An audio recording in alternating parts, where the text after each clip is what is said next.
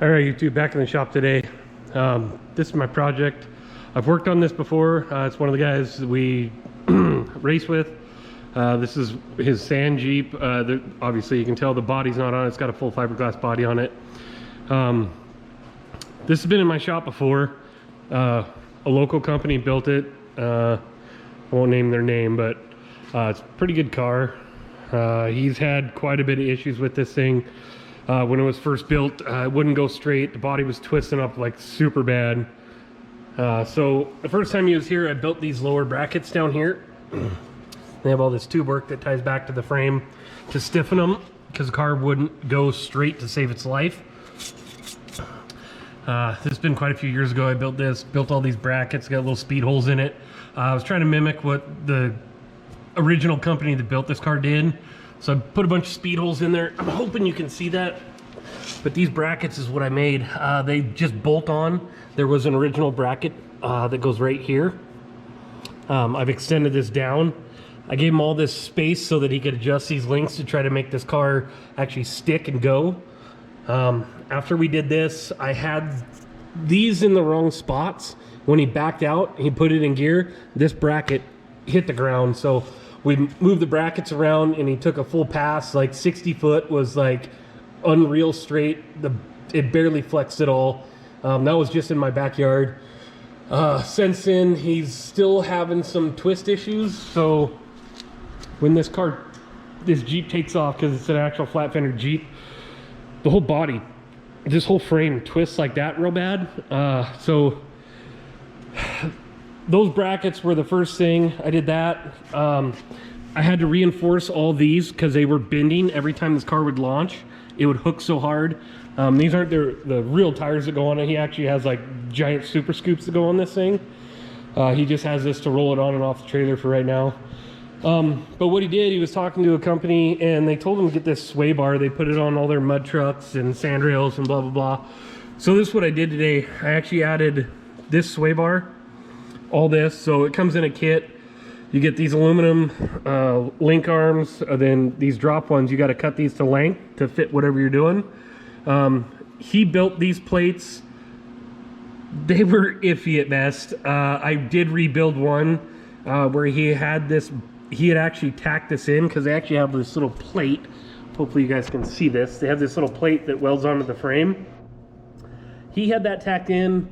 I measured from this corner down, checked this frame for square, and it was good. I checked from here down, and he had this in the wrong spot.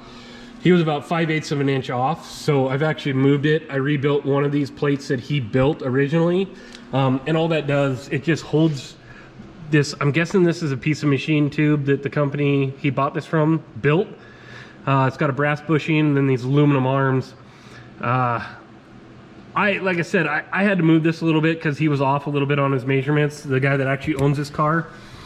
And I did rebuild one of these plates because it was this gap right here was at least a ½ an inch, and there's no way I was going to try to fill that. So I did rebuild one of the plates. I got this one on this side. Everything's welded all the way out. I did do a 1-inch bead here and a 1-inch bead on the back side into this DOM cage. That should be plenty strong enough to hold this thing. I wish I had someone to hold this camera, but this car before, when you would push on this, it would just flex all over. Right now you're just seeing the tires actually move. This car would actually move. The whole frame would twist like that. So it stiffened it up a ton. So I'm hoping this thing will go straight for him, because if this thing goes straight, it is going to be super fast. Here's the other side. I got the other plate in here. Like I said, I didn't build this chassis. A local company here in Helena, Montana did. I tried to mimic a lot of the stuff that they did just to keep it the same. I wanted the same theme that they started to keep going through this car. Like I said, I didn't design these plates. This is what he wanted, so that's what I welded in there.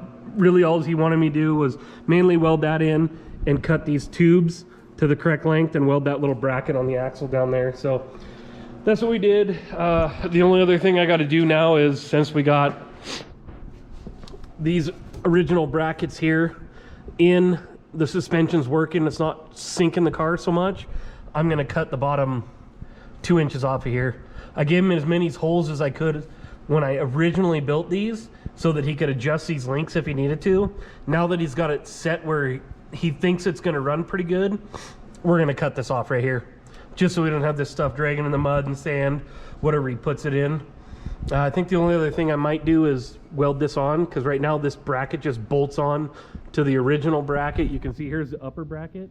This goes all the way down to here. And I built this section that bolts into it.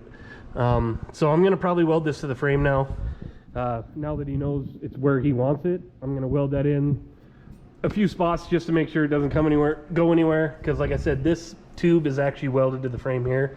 I did that originally. I told him we could cut this if this bracket didn't work and we do something else, but it looks like it's working really good for him. So hopefully a sway bar will really straighten him out and he's gonna go like a bullet now. Hopefully. We will see. We might have to do some preload on that sway bar. We'll see. Like I said, I'm not a super expert in this. I just know how to weld and build some stuff. So this is what the company he was talking to said would fix this problem. So we'll see how it goes. All right, you guys. I watched this video back last night. I was kind of late. I realized it was not the greatest footage. So I'm not really re-recording this, but I just wanted to show you guys. So these are the brackets. These are all the little speed holes I put in to kind of match the frame. Like I said, I did end up welding this out. I just stitch welded it. There's about 1.25 inches of weld, and there's like 1 inch spacing in between them right there. So I did get that on. I got this bottom cut off now. Kind of 45'd it, just kind of, or cut an angle on it, not really 45. But I did get that mounted. I realized last night there was no light, so I couldn't really show you guys this super well.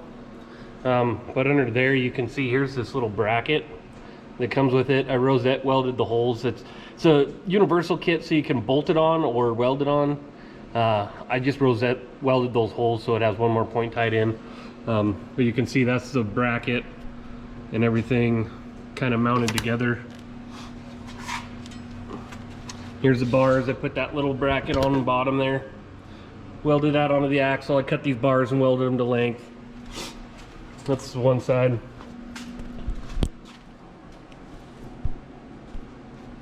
And here's the other side.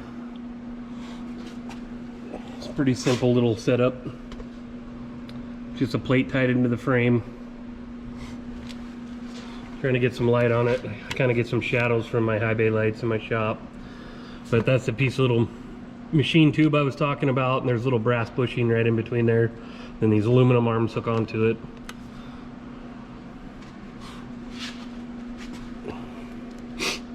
Turned out pretty good.